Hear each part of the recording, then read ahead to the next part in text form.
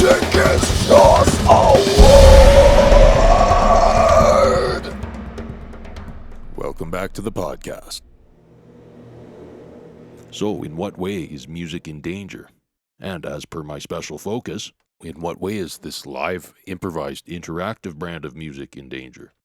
Like, in what way is jamming in danger? Well, in my experience, where music and jamming suffer most is when there's a lack of clarity as to who may design the music and who may influence the music at a given time. At a music gathering, how do you decide who gets to direct the music? Who gets to be influential, whether it's intentional influence or whether it's just someone acting influentially out of habit? Is it only people of a certain performance caliber? Is it the person with the best resume? Is it only someone who knows enough people? Is it just the person who's willing to turn their amp up the loudest, or otherwise the person who wields the most powerful music instrument? Or is it just the biggest person? Is it the person that owns the sound equipment? Is it the person that owns the establishment? Is it the most talkative person? Is it the person with the invite list? Is it the person with the playlist? Some acts of influencing and designing music happen from within, as in the case of an overpowering musical instrument, and some acts of influence and design happen from a non-musical standpoint, using language and tools and non-musical methods of directing. So, along with our central question of today's episode, how do you decide who may design the music at a given time and place? I'm adding this sub-question, who may design the music and by what means? What is the method, the tool, the justification, the pretense, or otherwise the behavior that a person employs in order to rise up into one of those positions where their actions and their decision-making is influencing music for the people around them? So, who may design the music and by what methods? I have a second little sub-question to add to our central question. Who may design the music and what do they stand to gain? There always seems to be something to gain in being the one to define and design the music. What a person stands to gain in acquiring those positions is often in limited supply, whether that's money, or opportunities to perform, or opportunities to pick who else gets to perform, or opportunities to groom their musical colleagues by offering them playing time and solos, and opportunities to stand at the soundboard, and other chances to be influential. I'm going to be highlighting how subjective it is to control and to design music. And here what I want to add is that the way things work in our culture, that subjective control over music, more often than not, is linked with personal gain. And because of this, when people are seeking out those influential roles, you can never be sure whether it's for the benefit of the music or whether it's for their own personal benefit. We don't have any of the same methods for selecting our musical leaders as we do for selecting political leaders. Some people that end up as music leaders, it's because of popular demand. Other people might be musical leaders just because they're good at seizing opportunities. As I'm going to be arguing through the next few episodes, pretty much all musical decision-making is completely and totally subjective. So kind of continuing along the theme of intelligent design, most of this is going to be me pointing out all the different ways you can intelligently design music or influence the music of somebody, and then I'll argue that what you do in these moments is, at the end of the day, completely and totally subjective.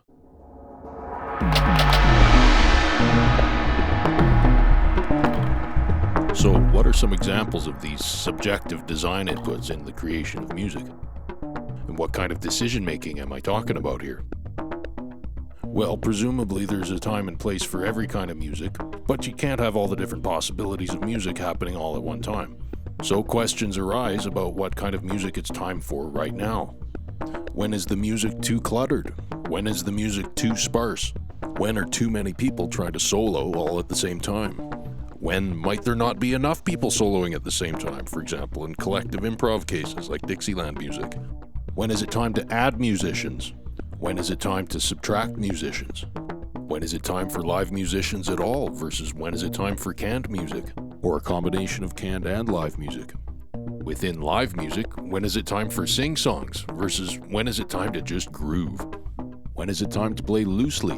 When is it time to play more crisp? When is it time to raise the dynamic? When is it time to lower the dynamic? When are people smashing too hard? When are people not smashing hard enough? these are all very basic, I would say top-level decisions to be made about the music that I really don't think you can share among multiple people. Any one person's point of view will be enough to offer answers to these questions. And with questions like these, we really can't expect there to be any right or wrong answers, or any objective way to approach answers. Many listeners are probably used to music that follows some kind of script or pre-arranged pattern.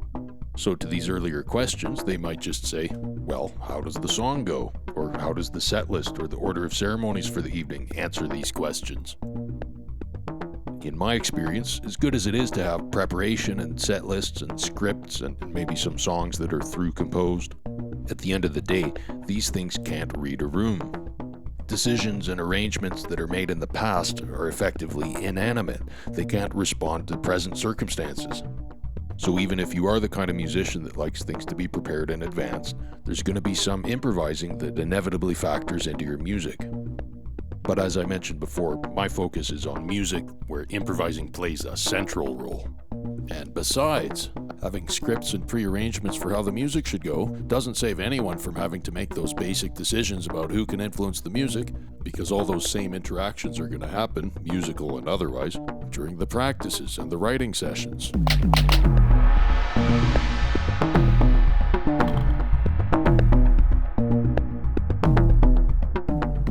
When is it time for people to play music to themselves privately, like within their headphones?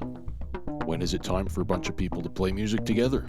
When is it time to hear from a single musician, using a looper for example? When is it time for a bunch of key changes and chord changes? Versus when is it time to just drone away on a single key center? When is it time to extend the music and open up a section so that people can explore a wide open space of musical possibility? When has the current music been going on long enough and it's time to move on to the bridge or to the next song?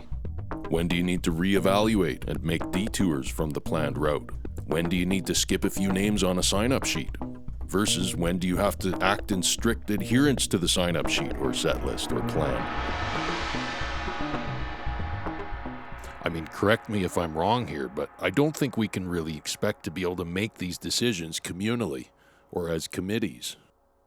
With questions like these, there's really no objectivity such that decision-making could ever be shared. And if there are people acting like there's an objectively right answer and an objectively wrong answer, I think we can expect this to correspond with self-interest and people's wanting to occupy scarce positions where they can make these kinds of calls on behalf of the gathering. So here's a question. Is music always completely subjective? Aren't there elements of music that could either be right or wrong?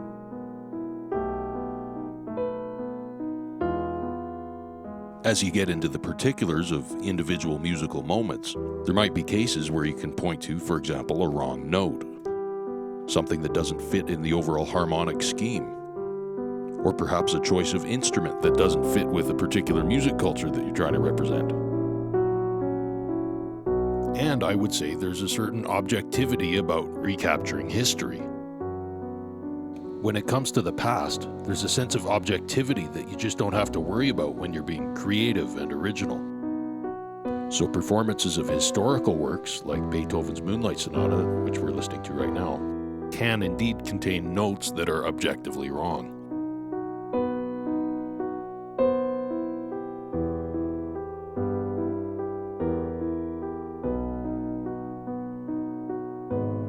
But most of us, at least in my music scene, aren't worried about recapturing the music of the past. And when we do cover another artist's work, it's usually in our interest to put some original spin on it. It's usually a good thing for us to do some remixing when we're working with existing material. So there might be some objectivity in music, but there's not very much.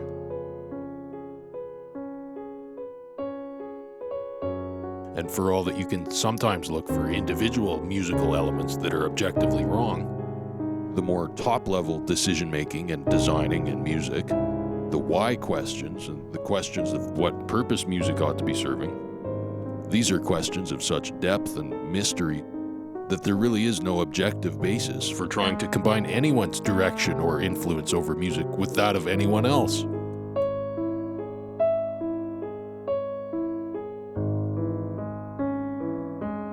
And as I say, that's especially with the top levels of music decisions, the what and the why matters.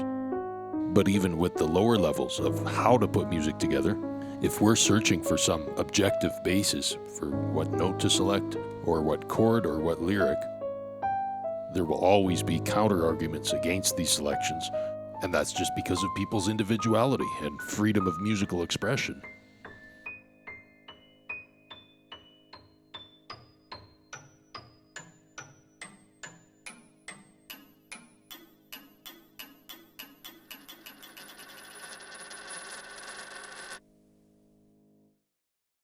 I want to talk about another conflict in music that can't really be reconciled except for on an individual basis. In the late 90s, MTV was the embodiment of what the music industry became from Woodstock 69 to Woodstock 99. It was no longer about revolution, it was more about, buy my t-shirt! When I saw the Woodstock 99 documentary on Netflix, and I saw that scene where some blow-up dolls made out to look like the Backstreet Boys were getting smashed on stage, and then I hear from a bandmate that a similar thing happened at an Offspring concert with some dolls made out to look like NSYNC, I think to myself, well, what is it that these artists are missing that makes people want to ridicule them in this way? Well, I think an important part of music is the representation of people that it provides. There are many forms of cultural representation out there, and each different medium is its own separate platform that reflects people in ways unique to that medium. Music, of course, is one such medium, one such platform of representation, and music is also something that can really scale up and really become very technical and very industrial and very corporate. And in this way, music can get to the point where people do not feel that the music is representing them. If art is a mirror held up to the world, the music aspect of this great mirror can definitely get to the point where people are not seeing themselves reflected in it. To the rock fan, MTV VJs do not seem like one of them. I mean, they were the face of this corporate monolith that was bastardizing their music. So where exactly that line lies between bastardizing music and just producing music or manufacturing music? This is something that I think can't be decided except by individuals in a spirit of total subjectivity. Some of the defining features of the big business music, or the music coming out of that corporate monolith that David Blaustein is describing, would include the high level of production value and at times the absurd level of production value. Whether we're talking NSYNC and the Backstreet Boys, with their distinctive ensemble sounds that kind of probably depend on computers and post-production and pitch correction, or whether we're talking about the just insane level of video production. I think if we're trying to draw a line where producing music turns into bastardizing music, I think we'd be looking for the moment where the whole point of the music becomes the production value and the money, and where the point of the music ceases to be the offering of some kind of reflection or representation of the people. Folk music and punk music are two particular avenues where people seem to be reclaiming music as a thing that's about the people and should be reflecting the people. Folk and punk music happen to lean a little less on production value and technology and a little more on content or the poetry or the characters making the music. And if you're a folk or punk musician, you probably won't have part of your performance that depends on technologies that are prohibitive or really expensive or that demand the involvement of large-scale corporate monolith machinery. But when the corporations and the machinery do get involved, does that suddenly mean that the music isn't about the people anymore? I think it's a little silly to consider Bob Dylan the voice of his generation only when he's playing acoustically, and then to revoke this title when he so much as starts playing electric guitar and with a band behind him. But that's just my subjective opinion. So in a live gathering type of situation, when is it time to hear from the person who has the most training or the best equipment, or the person who has access to the best production and industry, or the person who has the best sounding tracks, etc., versus when is it time to hear from someone who seems more vulnerable or underrepresented? Beyond this, when is it about the music itself on some independent, abstract level, some level only involving the music and none of the non-musical aspects of human life that the music is reflecting? Versus, when is it about making music that reflects those non-musical aspects of our lives? For example, if you want to improve your country music game, is it a matter of practicing guitar? Or do you practice drinking and buying a truck and getting married and getting involved in trades and agriculture? When we celebrate music, are we celebrating a beloved person who lives a beloved life, and we celebrate them by listening to their music, but we'd be just as happy to watch them perform magic tricks or tell jokes or make a TV appearance? Or is it the case that when we celebrate music, we're celebrating the music itself and finding the right person to make the music even if you don't like them or even if you don't know them? On the most general level, what is the most important thing? Is it how the music sounds? Or is it a particular person's freedom to participate in the music? So we have this inescapable subjectivity in the fact that sometimes it's all about the music, and sometimes it's all about the people. Really, it's always ultimately about the people. But there are times when it's more directly all about the people, and other times when the best way to make something about the people, the best way to serve the people, is through the systems and the ideas and the cultural things in and of themselves. As much as our every effort must ultimately be all about the people, if you make something too directly about the people, like if the music is all about the people in a way that isn't transcendent, and in a way where you're not striving towards music that attains a special transcendent sort of abstract standard that lives kind of on its own plane of existence over and above the people, well, then you'll risk making music that's all about just a person. Or you risk making music that's all about the little feuds and social agendas and grooming that happens among people in everyday life. There's a famous quote by a German guy, Bertold Auerbach, hope I didn't say that too wrong. Music washes away from the soul the dust of everyday life. So you see what I'm saying, right? We should be striving to make music that reflects the people in some meaningful way, music that doesn't just serve a corporate monolith.